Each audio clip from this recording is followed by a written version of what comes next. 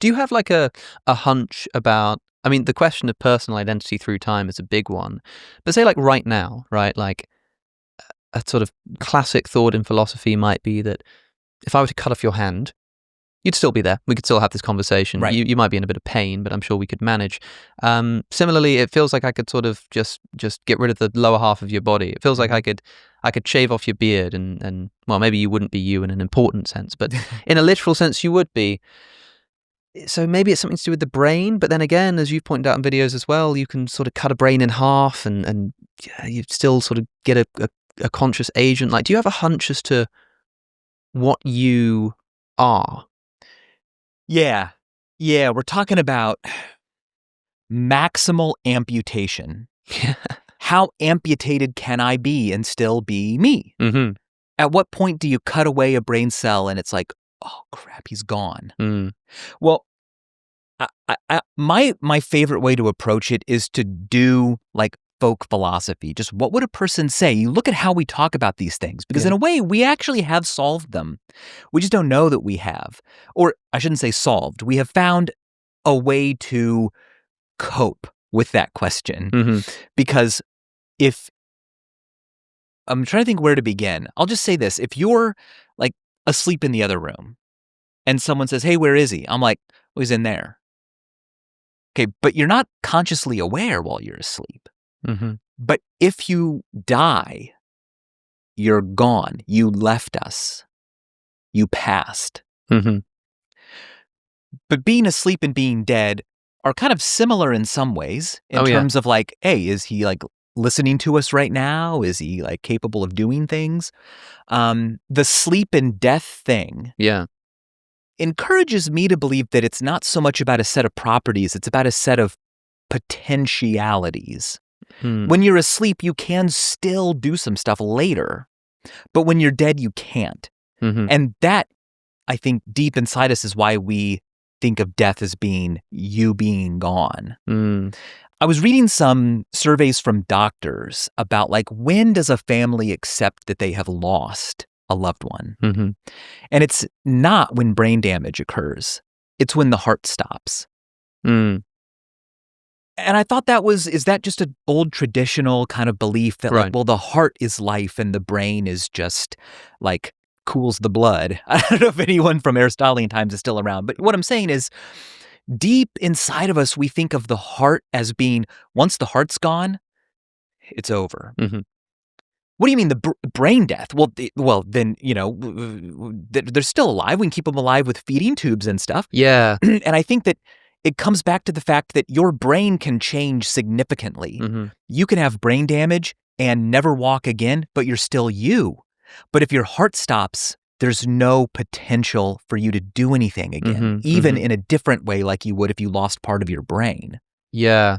I mean, like losing memory seems like a really important example here. Like somebody who can't remember what happened to them yesterday or 5 minutes ago. There's this guy called Clive something who has a 7-second memory.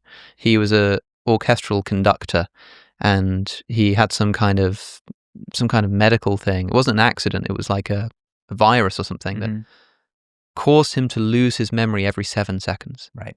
And so you would sit down with him and you'd say, you know, what's going on? Like, how are you doing? And he'll be like, you're the first person I've seen in 30 years. Yeah. And he kept a diary where every day he wrote, I'm alive for the first time. And then he'd cross it out and go, no, now I'm alive. That wasn't the real one. And he would tick off the correct ones. And then he'd go back through and he'd cross off and there is a sense in which you want to say, even without that psychological continuity, you could take out that part of the brain entirely. There's still a person who's unified across that time. And others would think of it as being a continuous person. Like you kept calling him he, not them or they. And you also named him Clive. Like he's got a name, a single name. So that's why I kind of just lean on your identity is linked to everything that you could do. Yeah. And after all, that is what leaves when you die. Yeah. When you die, you will never do anything that you could have done but didn't. Yeah. You know, a really interesting question to me, which I think I have not thoroughly explored enough, is the link between these two things. Mereology, we were talking about before, and then this question of personhood. and whether you can have a sort of similar philosophy of both. I mean, we said, like, there isn't really this thing called a table. We just sort of decide when to call it a table and how much of it we'd have to take away until it's no longer a table. We're doing the same kind of thing with people. Like, you've kind of just got, you can take away this and you can take away that, and whether they're alive or dead or still the same person kind of just depends on your context and function. Yeah, right. Like, there's the whole, like, would you love me if I was a worm? Yeah, right. That question is actually pretty deep because, well, what do you mean? What does that even mean? If you were a worm? Yeah. And I think that the average person means if my conscious experience was inside the body of a worm. They just mean my body changed because they don't think of the body as being them. They can lose an arm, they can gain weight or lose weight, and they're still them. Mm-hmm. They can be a worm and it's still them. The thing that isn't changing is the internal world. Mm-hmm. And so that's why I think that's like one of the best ways to define what consciousness is when you get into a discussion. And a lot of times people are talking past each other. Some are talking about awareness, some are talking about interiority. I just say, look, consciousness is the thing that doesn't change for Phil in Groundhog's Day. Every morning he wakes up and everything's changed back to the way it was on 6 a.m. Groundhog's Day. Yeah. But he remembers that thing that's not changing. His wounds go away. But the thing inside, that's what we're trying to get at when we're talking about if you were a worm, what part of the worm is you? It's that stuff. It's that mental interiority. I have a question then, right? Like, if we can conceive of my consciousness inside of a worm, a lot of people who are like materialists about the world think that consciousness is just this thing that the brain does, that conscious experiences are just the same thing as brain activity. If that were the case, then surely in order to put your consciousness into a worm, you'd need to literally take your sort of big human brain and put it inside of a worm. If we can imagine taking your consciousness and fitting it inside of a worm, like taking it out of your brain and putting it into the worm brain, does that tell us that, at least the way we're thinking about it conceptually, that consciousness is not tied to the brain in that materialistic way? Or would it be that in order to have a worm with your consciousness, you'd need a worm with Michael Stevens' brain literally inside of it? I don't know. I mean, I believe but cannot prove that it could be, my consciousness could be replicated in a computer, right, or with some much more space-efficient system that could fit inside of a worm. But when I say my consciousness, I kind of just mean a thing that believes it is alive, believes it has conscious will, and also thinks that it is the continuation of my experiences. Yeah. I don't know if you could like build a machine that would just suddenly copy my brain and put it into this little special worm brain so that I like basically died. And this worm went, oh my gosh, I don't have any arms. I'm Michael though. Yeah. I don't know what, is there like a soul of mine that continues on and is like, I'm dead.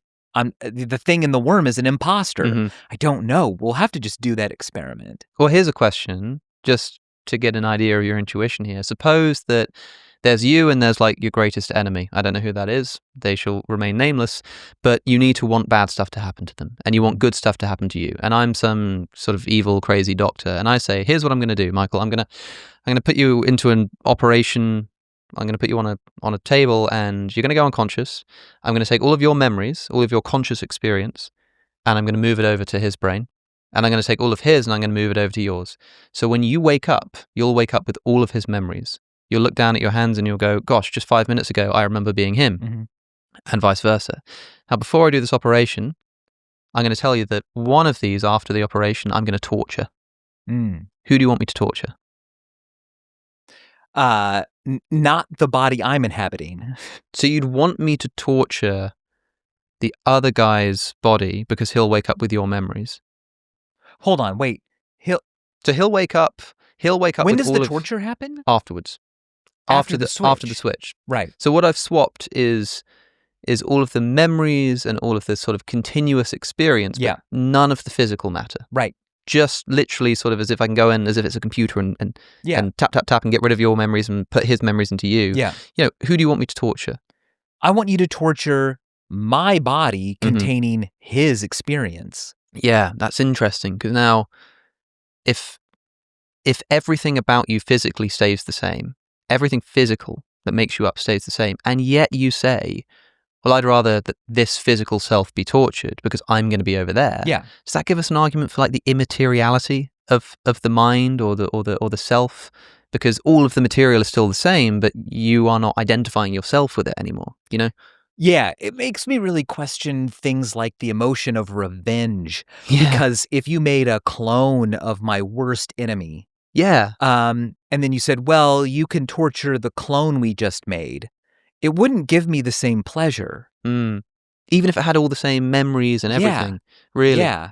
And it's hard to pinpoint why, but then it makes me question, why would I even enjoy torturing my worst enemy if they hadn't been cloned? Yeah. Because they also change over time. And in 1 second, they will be a clone of who they were a second ago. But I get more pleasure out of their suffering than like, hey, we made 1,000 clones of them that all think that they're the real one. You can pick one to beat up. I'd be like, that just doesn't feel fun anymore. Yeah, anymore, yeah. It's like, maybe it's because all the other clones are not getting the punishment that they deserve. Yeah, that would be an interesting scenario. But I know what you mean, like it doesn't feel satisfying.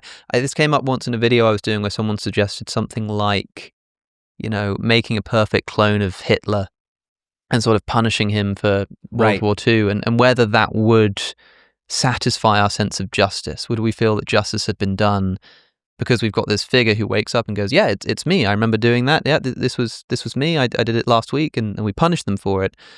Would we be satisfied? So it wouldn't feel very satisfying. Yeah. But it should in a way, because that person who is being punished thinks that they really are Hitler. Yeah, right. So someone who did what he did is experiencing the consequences. And yet it doesn't change what happened. So you're missing that piece.